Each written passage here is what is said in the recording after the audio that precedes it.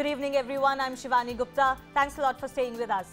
Now, large world organizations like the World Health Organization or the UN have increasingly come under focus for their inability to actually lead during times of crisis around the world. Questions over WHO handling of the onslaught of the COVID-19 pandemic, for example, and holding China accountable still persist, as do questions over politics ultimately taking over decision-making at the highest seat of the UN in times of conflict and against terrorism, for example, by the UN Security Council. Today, we speak to 34-year-old Akanksha Arora, who was born in Rohtak and spent several formative years in India before and after living in Saudi Arabia and eventually moving to Canada for her studies. She is now mounting an independent bid for the post of UN chief after working with the body as an audit coordinator for 4 years. She is the first to challenge the incumbent Antonio Guterres, who is being reported as a cinch to get his second term, and is also the first millennial to fight for this post.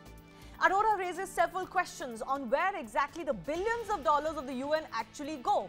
That exclusive conversation with Akanksha Arora in just a bit. First up, though, the big political storm that has broken out today after BJP released what it says is Congress party toolkit to milk the pandemic for political gain.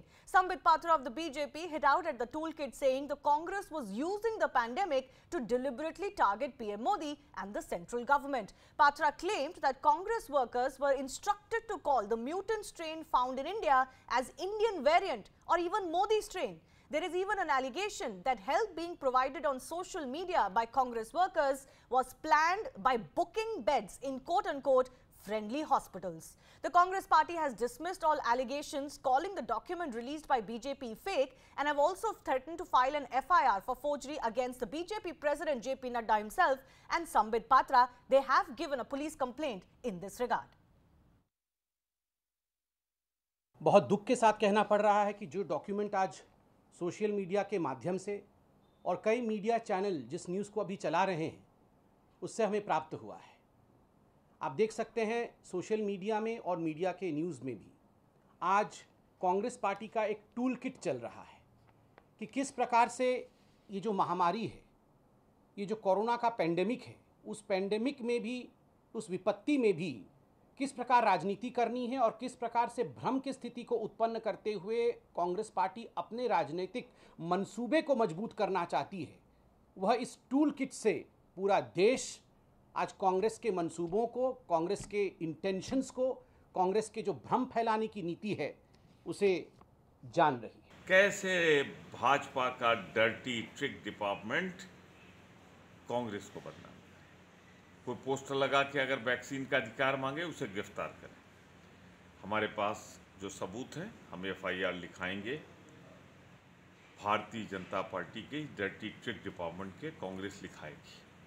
पर संबित पात्रा का क्या कहना, उन्हें रखा इसलिए जाता है। Aman Panwar of the Congress is joining us on the show. Also, Rajiv Pandey, spokesperson of the BJP. I want to go across to Aman first. Now, Aman, the Congress party, of course, claims that this document is fake, that there is no such document that made exactly these recommendations. The problem for the Congress party, though, is that exactly what this alleged toolkit is showing is what the Congress party and senior leaders have been doing on social media, for example. For example, senior Congress leaders have repeatedly used the term Indian variant, even though scientifically, even the WHO says there is no need to do so. And that's exactly what this toolkit says. Shivani, first of all, let me tell you that be it farmers, they came out with a toolkit, be it students, they came out with a toolkit. Not long before, when the media had raised their voice against the BJP, they came out with a toolkit. So this toolkit formula which the BJP is using for time and long for silencing the voice of this nation, silencing the voice of the communities, to show the government a mirror, is an old formula, and it does not anymore hold water with the people. Today, we have lodged an FIR with the police against Mr. Sambit Patra, the BJP president himself, and other senior leaders of the BJP, including Mrs. Smriti Irani, who have resorted to lies to divert attention when the Modi government completely failed to deliver relief to the people of this country during the pandemic. Now, if if you say that the opposition should stop raising their voice, should stop showing the mirror to the party in power, should stop questioning the government. There were queues outside Shamshans. There were queues outside Kabristans.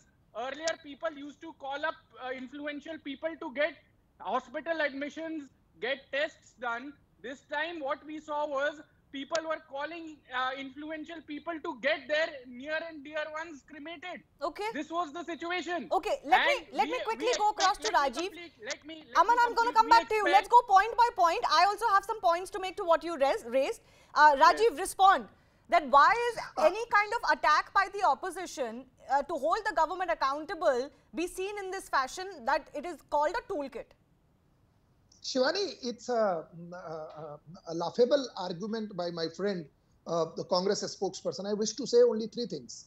First point, as you have rightly stated, that whatever is written in the toolkit was being followed by the top Congress leaders. So whatever instruction is given in toolkit, that were already being implemented by the Congress leaders, and there some news channels who are supporting these kind of toolkits business. What I wish to say, he said that BJP has talked about the toolkit when the farmer protest took place.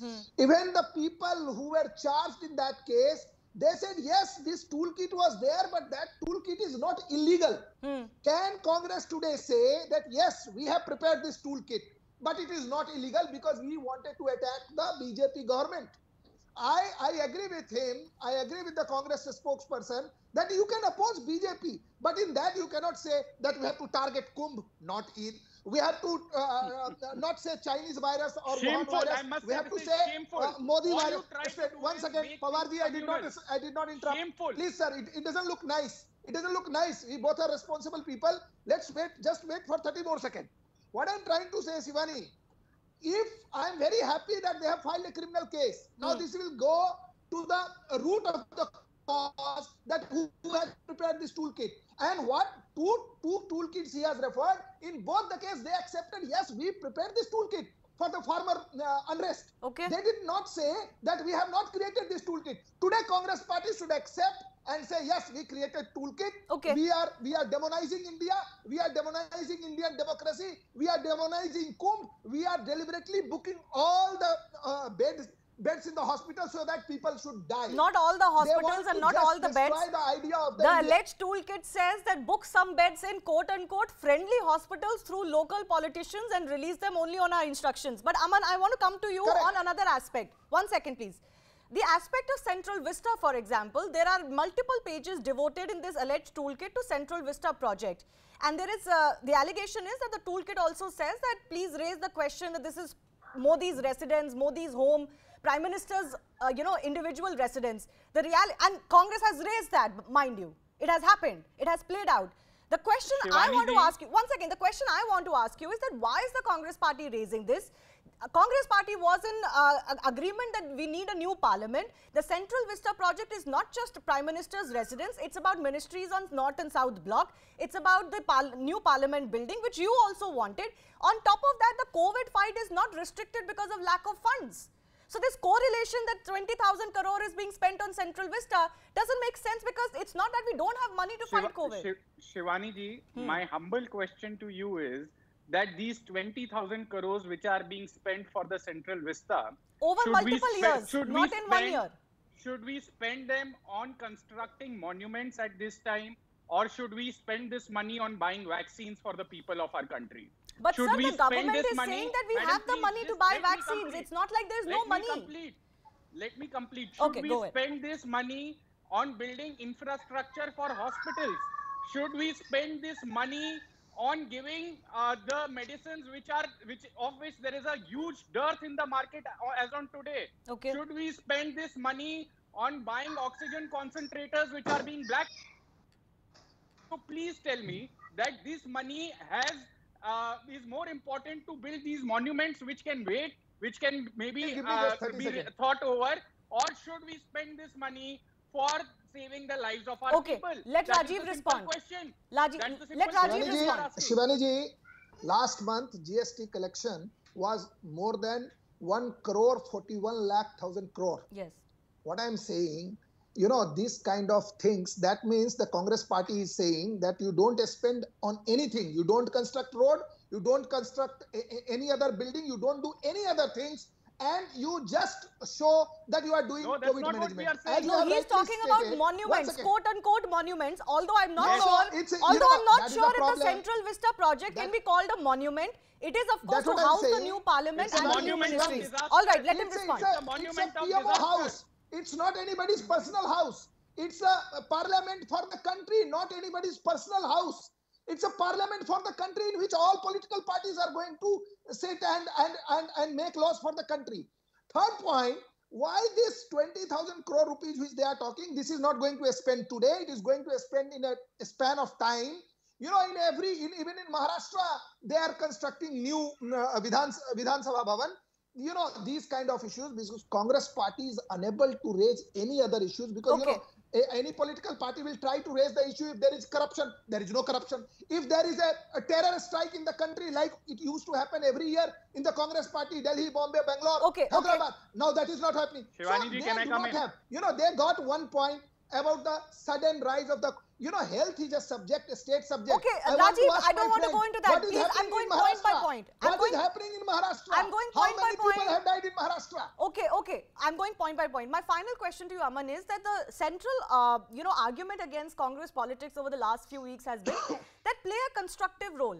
Don't ask for one thing today, like you wanted states to have greater say in vaccination procurement, then blame that when the center does it, then you say, no, the center has abdicated its responsibility. Of course, the opposition has to be important. Of course, the opposition has to play a constructive role. The central argument is, are you playing a constructive role, or are you using this for politics? Shivani ji, you may recall it was about a month back when the former Prime Minister Dr. Manmohan Singh had written to Mr. Modi ji. Now, what happened to that letter? The Prime Minister's office never responded. Who responded? Mr. Harshvardhan, in a stinky letter, responded to Dr. Manmohan Singh, which was uncalled for. Now, what happened when Mrs. Sonia Gandhi wrote to the Prime Minister? She gave suggestions. She said that please give a very transparent vaccination policy. Kindly open up the vaccination for people between 18 to 44. Thereafter, they took steps. But what happened to all these things? We were always responded back by JP Nadda or the BJP functionaries when we were writing to the Prime Minister. Very openly your Congress, Congress president will be responded by the BJP president. What is wrong with that, sir? It was in Congress president has to be responded by the BJP president. What is so wrong in that, sir? Tell me. Okay, one by one. 20 seconds, please. I'm running out of time. Yes. It was in March 2020 when Rahul ji had said that there is a huge tsunami of coronavirus that is going to hit our country. Shivani. Please be alert. What was Mr. Modi doing then? He was taking Trump ji for tour.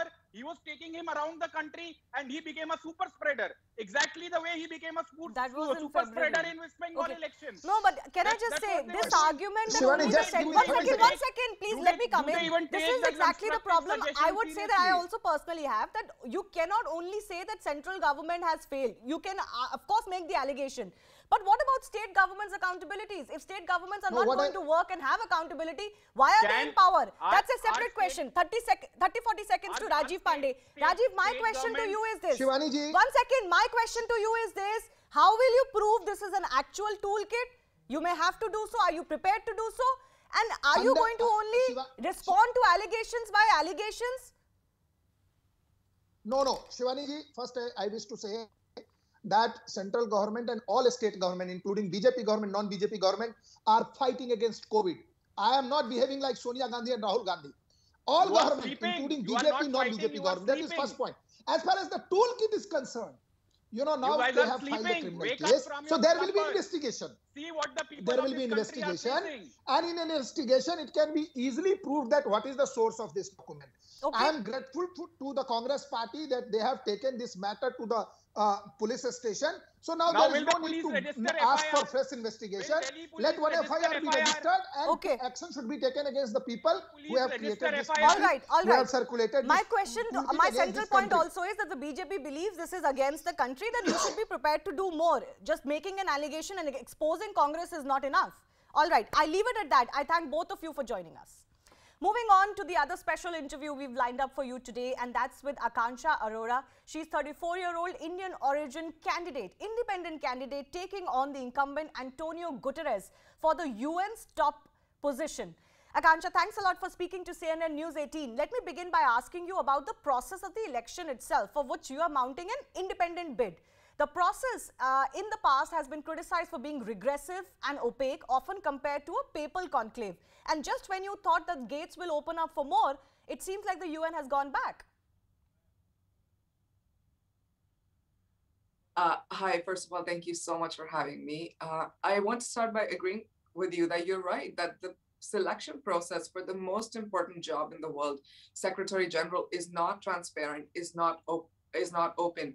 For the first 70 years of the organization, it was literally a papal conclave where decisions were made by a small group of men, mostly, and for men, and we wouldn't even know who the candidates were in most cases. In 2015 fall, they passed a resolution, 69-321, that made the process open, transparent, or more open and more transparent. That guided the 2016 election. So in 2016 election, we had 13 candidates, 7 of them were women, and it was a fairly open process. And that was my objective when I was running, when I was deciding to run for this position of Secretary General. I was guided by that resolution, 69-321, that allows self-nominated candidates to run for the position of Secretary General. So I submitted my candidacy. And now what we are seeing is behavior by member states, which is, self-nomination is not allowed. Right. How could you change the rules of an election in the middle of an election? Right. And on top of that, they're now making it mandatory to get country nomination. And of course, countries are biased. They will not allow self-nominated candidates to go through unless they have their own vested interest. So I think you can say this is a reflection of UN's failure at its highest. Right. Like, this is where they think they can get away by just changing the rules of the game and making it so much tribal. Like, if you're from our tribe, you'll get the job. If not, you won't. Yeah, but it's also a question, on the UN itself, which professes and promotes democracy around the world, but it's not democratic in its own top post election. Having said that, what do you make of your chances then? Because as it stands, UN is not recognizing independent candidates. I think the fact that, I think you just said it yourself, what does this speak of Antonio Guterres himself as a leader, that you are so not confident in your own leadership abilities and in your own accomplishment over 5 years that you can even consider winning a second term on your, just on having a fair election. I think the fact that he is silent on it speaks to his leadership and his lack of ensuring a free and fair process and to duly get a position second term. What do I make of my candidacy? I think, like I said, the world is watching UN for bypassing their own rules and regulations in this. I have submitted my candidacy and all my documents. I'm continuing to meet member states, and I do meet member states where I hear that they're sympathetic and they are considering raising this question in the General Assembly, that why are we changing rules in the middle of an election? With that being said, as a normal person, I think this is where I have to appeal to the public. I'm a normal person. I don't come from power and influence. This discrimination is not just against me. This discrimination is against a gender that has never been represented. This discrimination is against a generation that the old guard will never consider us equal. This discrimination is against professionals, basically. Politicians are saying, if you are professionals, you don't belong in the position of Secretary General. The relevance of our experience is being diminished. Right. So I think people of the world have to do their part. What is very interesting is that you're also raising the question of how the UN functions. You've obviously had experience as an audit coordinator working with the UN over the last 4 years, so you know what you're talking about. It's a humongous mammoth organization. You're raising the question on how it spends its money. For example, as part of your campaign, you have raised the claim that only 29 cents to a dollar actually goes into real work from the UN. Yes, so it's 29 cents to a dollar. So UN, I think not just the Secretary General selection process is opaque, UN in general is opaque. There are a lot of things people don't know about the UN. So when I say UN, first of all, there are two UNs. There's a UN that makes decisions, Security Council, General Assembly, Economic and Social Commission. There's a UN that implements decision. Now, this UN that implements decisions has close to 100 entities, 100 entities.